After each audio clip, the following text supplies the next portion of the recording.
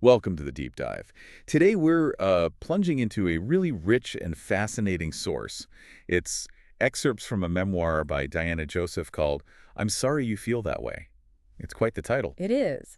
The astonishing but true story of a daughter, sister, slut, wife, mother, and friend to man and dog. And our mission really is to pull out the key insights from this, well, deeply personal account. Yeah, exactly. We're looking at how things like family, relationships, internal struggles, how they shape someone's identity. Right, and their life choices too, all while, navigating a world full of surprises and, well, those big moments she describes so vividly. You'll probably find yourself nodding along, maybe thinking about your own life a bit, hopefully understanding a little more about, ourselves and others. Absolutely. It's a journey of self-discovery, resilience, that search for connection. So let's unpack it. Let's start at the very beginning. The core relationships, right? Mm. Family. Diana Joseph paints such a vivid picture of her upbringing, especially her father. Yeah, and what's fascinating is the portrait she draws, it's almost contradictory, isn't it? He gave her this really brief, unforgettable sex ed talk in 1982. Oh, I remember reading that part. Yeah, just don't be a pig, with a lucky strike dangling from his lips. Very much of that time. Totally. And he was a man of firm belief and definite opinion, always taunting her about her education versus earnings. And I'm the dummy. What was all that schooling for? That kind of thing. Exactly. But here's the twist. Yeah. Despite dropping out in 8th grade, he owned a tow truck, an auto body shop, loved talking finance. But then he's also called a clown who liked tongue twisters. He sounds like a real paradox. Yeah. Unapproachable, unpredictable, the yelling, throwing things, even hitting. Mm-hmm. But then he mellows out later. And she calls him the smartest man I know. It's complex. Smoked 2 packs a day, didn't drink though, just sweet tea and that weird detail about his... They punch me. Go ahead, invitation. So you have to wonder, how does that kind of dominant, flawed, maybe loving father figure shape a daughter? Well, it clearly sets a pattern, doesn't it? You see echoes in her later relationships, that desire maybe to fix people, the mix of resentment and loyalty. And it wasn't just him. Her brothers, too. One's an asshole, apparently. Finer stuff, yeah. But then Mitchell, he's the perfect one, gifted, adored. Which made her jealous and resentful, she says.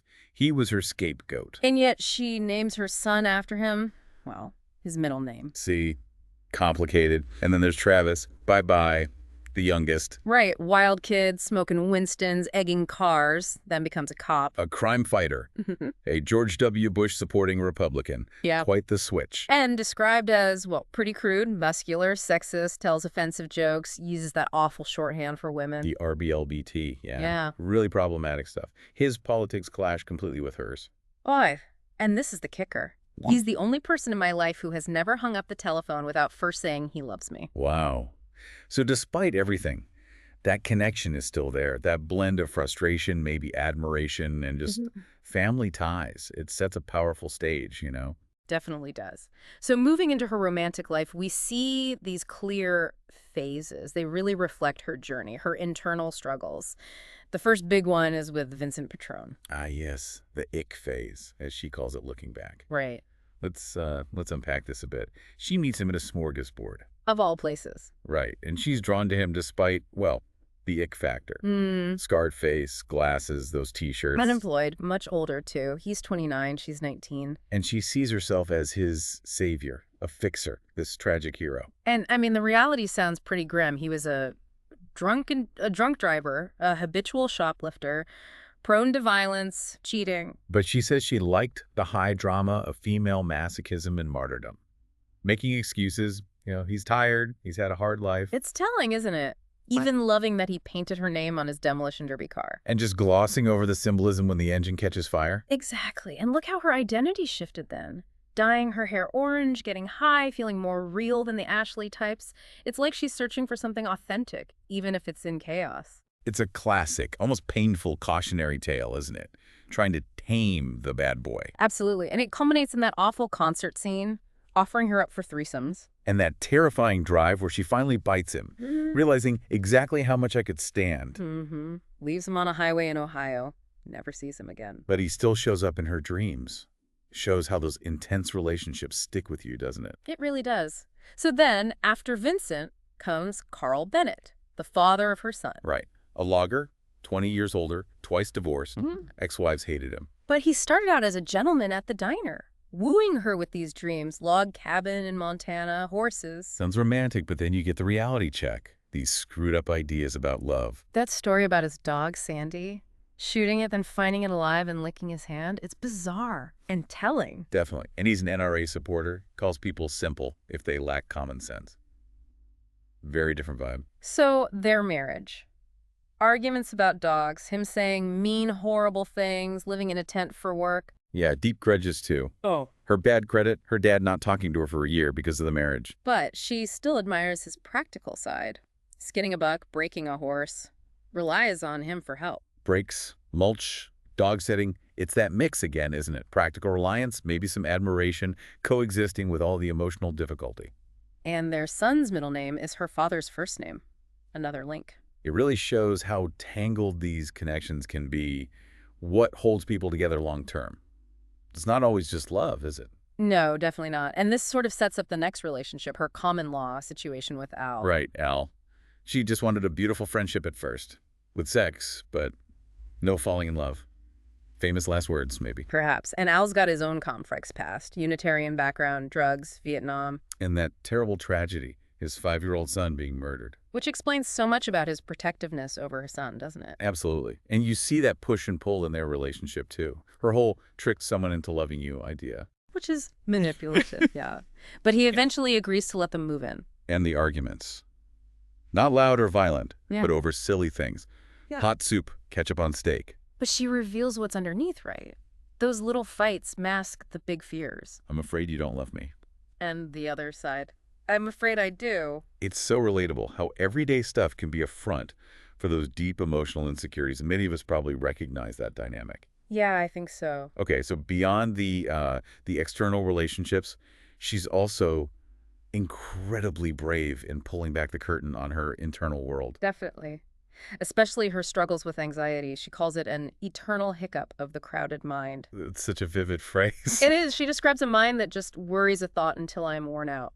Obsessing about numbers like 666. Constantly checking the stove, fearing she ran someone over. Mm-hmm. Classic anxiety loops. Mm-hmm. And intense health anxieties, too. For herself, for her loved ones, imagining Parkinson's, cancer. It really paints a picture of living with those persistent, intrusive thoughts. And what really stands out, I think, is how it spills over into her self-perception, her appearance, worrying about smelling putrid from perfume. Or wearing a too tight shirt and thinking you're a slutty slut, that internal critic. Yeah. She talks about taking Paxil, too, how it stopped the chaos, but also just flattened everything. Press flat all of my feelings. Mm. Couldn't even feel anything during 9/11. That's powerful. So she quits cold turkey. Yeah. And the insight there, accepting the anxiety might never fully go away, but maybe she doesn't want it to. Right, asking, because then who would I be? What would I think about? It's profound how our struggles can get tangled up with our sense of self. It really is. And this ties so directly into that story about the neurotic puppy she adopts. Oh, yeah, the puppy. She says, the puppy behaved in ways that reminded me of my problems. Humping everything, especially that squealing dinosaur, I'm the baby. Which was distressing at first until the vet explained it as dominance, but the connection she makes. Her own anxieties mirrored in the puppy. Mm-hmm. And she says, I understood him completely. It shows such deep self-awareness, doesn't it? Finding that connection and understanding even in the midst of her own struggles. Yeah, it's quite moving, actually. So the deep dive into raising her son, it offers another really compelling angle on identity development. Mm-hmm. And you see her wrestling with the reality of motherhood versus maybe what she expected. Her son, named after her father, born on April 20th, 1992. Right, a date he finds unsettling later because of Hitler's birthday, Columbine. It bothers him, makes him question his own character. That's heavy for a kid. She describes him as thin, nervous, asthmatic, bad at T-ball at first, but wouldn't quit. Yeah, ate glue, believed in Santa longer than usual, but also independent young. Flying alone, a real mix. And she tries to comfort him about the birthday thing by mentioning 420, the hash bash. And he just throws it back at her. What we have here is a 420, and it's my own mother. Uh-huh. But there's that honest lament, too, isn't there?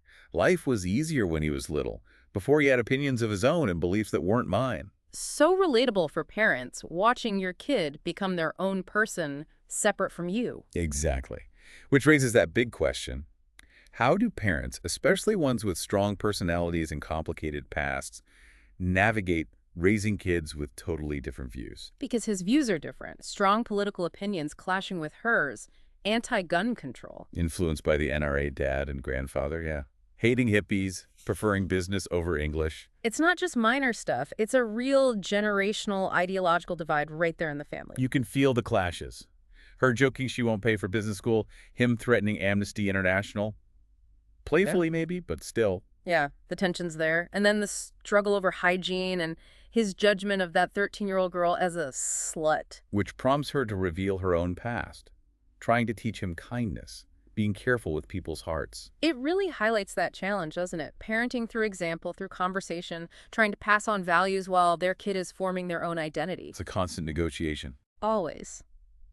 Okay, so this deep dive wouldn't really be complete if we didn't explore her spiritual journey and also the really varied friendships she describes. They reveal a lot about her search for meaning. Right. She talks about having a religious streak as a kid, envying Catholics for their easy religion, the fun parties. Contrasting it with her own church, the Christian and Missionary Alliance, very focused on converting natives the Second Coming. Sounds pretty intense. Very. Miss McCade, the Sunday school teacher, instilling these intense fears, being caught in a compromising position during the rapture. And how that influenced everything. Sex, music, thinking Kiss stood for Kids in Satan's Service. Even stepping on sidewalk cracks.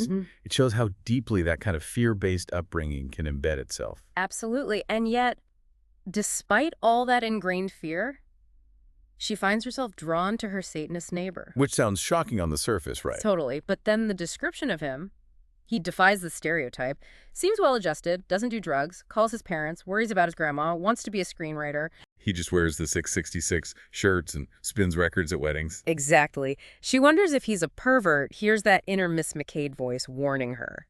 Girl, you are on the highway to hell.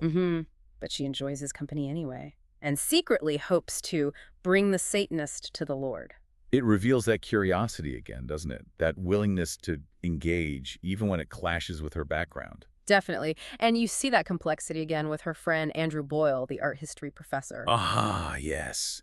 Initially suspects him of being a pervert because of his art photos of naked young women. Yeah, she struggles with his comments about women's bodies, finds them objectifying. But she also sees his other side. Witty, well-read, environmentally conscious, but also deeply lonely and full of self-doubt. I have nothing to live for. It highlights that messy reality of connection where you can be drawn to someone but also deeply uncomfortable with aspects of them. Friendship isn't always neat and tidy. Rarely is. And then there's Jerry Hawthorne, her English department chair. Another complicated one. Smoking buddy, mentor. Dr. Gerald Hawthorne, Ph.D. On campus. But off campus. Heavy drinker, would smooch anyone, had a mean streak, made students cry. Constantly saying, who cares, or so what? Claimed she owed him her job. Yeah. Sounds difficult. Very. Yet she says she adored him the most when he was drunk and affectionate, forgave the bad behavior. It's a really striking look at how we can hold such conflicting feelings about people who've had a big impact on us, flaws and all. Absolutely. We recognize the flaws, but also the influence, the connection. So if we try and pull all these threads together, what's the big takeaway? Well, I think the memoir really captures the human experience, doesn't it? That constant effort to make sense of our past, navigate these incredibly complex relationships, manage our own internal stuff. Our anxieties, yeah. And just trying to find moments of understanding, of connection in a world that often feels, well, overwhelming. Exactly. And that final realization she has after the fight with Al, the exploding chili. Right. The question underneath it all. I'm afraid you don't love me. While the other person is thinking, I'm afraid I do. It boils down so much conflict to that core vulnerability. This whole deep dive just reminds us that our stories are never simple, they're often contradictory, and they're always, always evolving. Beautifully put. And if you connect that to the bigger picture, you really see how profoundly those early experiences, family, love, beliefs, just ripple outwards. They shape who we are, how we see others, how we cope with our own, internal chaos. It's a powerful reminder that even our most unique struggles often tap into something universal. Precisely. Absolutely. So what really stands out to you thinking about how this one woman's story, so personal, sometimes messy, definitely astonishing, offers such broad truths about love, loss, that search for self-acceptance? Maybe it's that reminder, like you said, that even in those really uncomfortable ick phases or just the mundane arguments about ketchup, Yeah, there's always a chance for self-discovery, a chance to understand the incredibly complex tapestry of relationships that, at the end of the day, really define our lives. a great thought to end on. It's that complexity, isn't it? Never simple, but always human.